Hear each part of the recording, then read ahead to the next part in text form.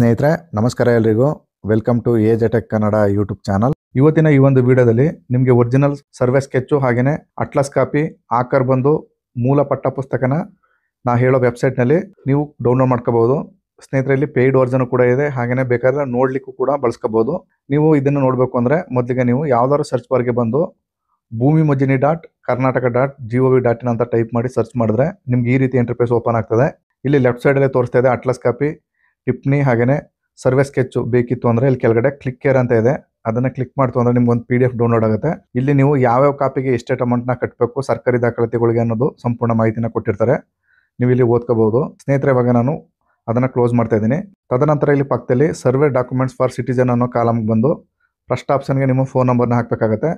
ತದನಂತರ ನೀವು ಅಲ್ಲಿ ಕಾಣ್ತಿರೋ ಕ್ಯಾಪ್ಸ್ ಅನ್ನ ಫಿಲ್ ಮಾಡಿ ಸೆಂಡ್ OTP ಅಂತ ಮಾಡಬೇಕಾಗುತ್ತೆ. ತದನಂತರ ನಿಮ್ಗೆ ಕೊಟ್ಟಿರ್ತಕ್ಕಂಥ ಮೊಬೈಲ್ಗೆ ಒಂದು OTP ಬರುತ್ತೆ, ಆ OTP ನಲ್ಲಿ ಕಾಣ್ತಿರೋ ಬಾಕ್ಸ್ಗೆ ಹಾಕಿ ಮತ್ತೆ ನೀವು ಲಾಗಿನ್ ಅಂತ ಮಾಡಬೇಕಾಗುತ್ತೆ. ಸ್ನೇಹಿತರೆ ಲಾಗಿನ್ ಆದ ನಂತರ ನಿಮಗೆ ಈ ರೀತಿ ಇಂಟರ್ಫೇಸ್ ಕಾಣುತ್ತೆ. ಇಲ್ಲಿ ನೀವು ನ್ಯೂ ರಿಕ್ವೆಸ್ಟ್ ಆಲ್ರೆಡಿ ಅಪ್ಲೈ ಮಾಡಿತ್ತು ಅಂದ್ರೆ ಇಲ್ಲಿ ಅಪ್ರೂವಲ್ ಆಗಿದ್ರೆ ಈ ಕಡೆ ಸೈಡ್ ಅಲ್ಲಿ ಇರುತ್ತೆ.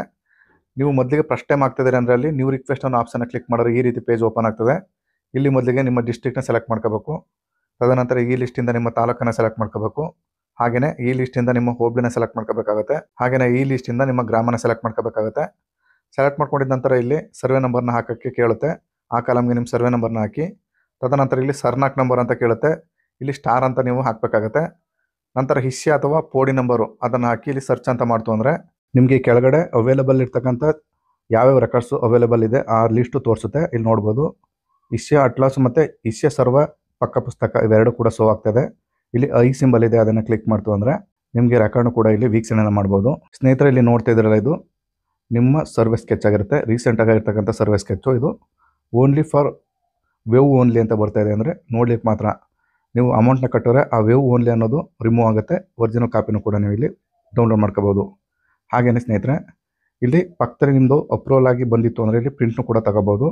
ಹಾಗೆಯೇ ಇನ್ನೊಂದು ಆಪ್ಷನ್ ಇದೆ ಸರ್ವೆ ಹಿಸ್ಸೆಯ ಪಕ್ಕ ಪುಸ್ತಕ ಅಂತ, ನೀವು ಆ ಆಪ್ಷನ್ನ ಕ್ಲಿಕ್ ಮಾಡಿದ್ರೆ ನಿಮಗೆ ಅಲ್ಲಿ ಐ ಸಿಂಬಲ್ ಇದೆ, ಅದನ್ನು ಕ್ಲಿಕ್ ಮಾಡಿದ್ರೆ ನೀವು ಸೇರಿದಂತೆ ನಿಮ್ಮ ಆಜು ಬಾಜಲ್ಲಿ ಇರ್ತಕ್ಕಂಥ ಸರ್ವೆ ಸ್ಕೆಚ್ಚು, ಅಕ್ಕಪಕ್ಕದ ರೈತರ ಸರ್ವೆ ಸ್ಕೆಚ್ಚು, ಜೈಂಟು ಎಲ್ಲ ಬರುತ್ತೆ. ಇಲ್ಲಿ ಯಾರ್ಯಾರಿಗೆ ಎಷ್ಟೆಷ್ಟು ವಿಂಗಡಣೆ ಮಾಡಿದ್ದಾರೆ ಅನ್ನೋ ಡೀಟೇಲ್ಸು ಕೂಡ ಇಲ್ಲಿ ಕೆಳಗಡೆ ಶೋ ಆಗ್ತಾಯಿದೆ.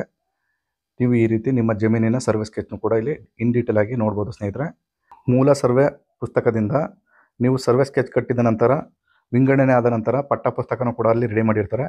ಯಾರ್ಯಾರಿಗೆ ಎಷ್ಟೆಷ್ಟು ಕುಂಟೆ ಅಥವಾ ಎಷ್ಟೆಷ್ಟು ಎಕರೆ ಜಮೀನು ಬಂದಿದೆ ಅಂತ ವಿಂಗಡಣೆ ಮಾಡಿ ಸರ್ವೆ ಪಟ್ಟ ಪುಸ್ತಕನೂ ಕೂಡ ರೆಡಿ ಮಾಡಿ ಕೊಟ್ಟಿರ್ತಾರೆ. ನೀವು ಈ ರೀತಿ ನೋಡ್ಬೋದು. ಸ್ನೇಹಿತರೆ ಈಸಿಯಾಗಿ ನಿಮ್ಮ ಮೊಬೈಲು ಅಥವಾ ನಿಮ್ಮ ಡೆಸ್ಕ್ಟಾಪ್ನಲ್ಲೂ ಕೂಡ ಆರಾಮಾಗಿ ನೀವು ಸರ್ವೆ ಸ್ಕೆಚ್ನ ಡೌನ್ಲೋಡ್ ಮಾಡ್ಕೋಬೋದು. ಹಾಗೆಯೇ ಒರಿಜಿನಲ್ ಕಾಪಿನ ಬೇಕಾದರೂ ನೋಡ್ಲಿಕ್ಕೋಸ್ಕರನೂ ಕೂಡ ಯೂಸ್ ಮಾಡ್ಕೋಬೋದು.